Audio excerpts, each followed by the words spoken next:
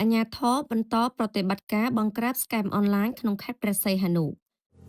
ក្រុមហ៊ុន Maka សាងសង់ TSE ផ្ដល់សេវាប្រឹក្សាយោបល់និងការសាងសង់សំណង់គ្រប់ប្រភេទប្រកបដោយវិជ្ជាជីវៈនិងការទទួលខុសត្រូវខ្ពស់ជាសកលទំនាក់ទំនង Telegram លេខ015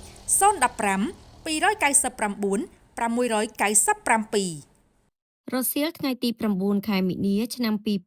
2026អនុវត្តតាមបទបញ្ជារបស់ឯកឧត្តមម៉ាងស៊ីណេតអភិបាលខេត្តនិងជាគណៈបញ្ជាការឯកភាពខេត្តព្រះសីហនុលោកមីនកំភៈអភិបាលរងខេត្តដោយមានការសម្របសម្រួលនីតិវិធីពីលោកឆាយសុត្រា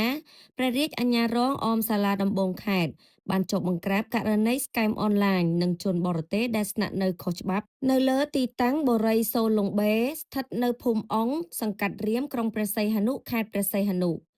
លទ្ធផលនៃប្រតិបត្តិការខាងលើនេះគឺបានឃាត់ខ្លួនមនុស្សនិងវត្ថុតាងដូចខាងក្រោម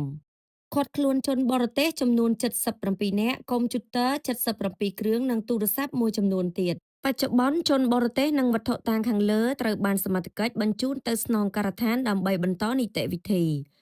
នេះគឺជាសកម្មភាពដ៏សំខាន់មួយរបស់គណៈបញ្ជាការឯកភាពខេត្តព្រះសីហនុក្នុងការថែរក្សាសន្តិសុខសណ្ដាប់ធ្នាប់សាធារណៈនិងការអនុវត្តច្បាប់យ៉ាងតឹងរ៉ឹងជាពិសេសទៅលើការបង្ក្រាបបទល្មើសឆបោកតាមអនឡាញ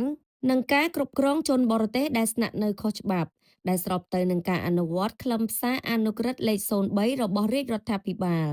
ការចុះប្រតិបត្តិការដែលទទួលបានលទ្ធផលជាក់ស្ដែងបែបនេះគឺជាសារមួយយ៉ាងច្បាស់ដែលក្រុមជនល្មើសថា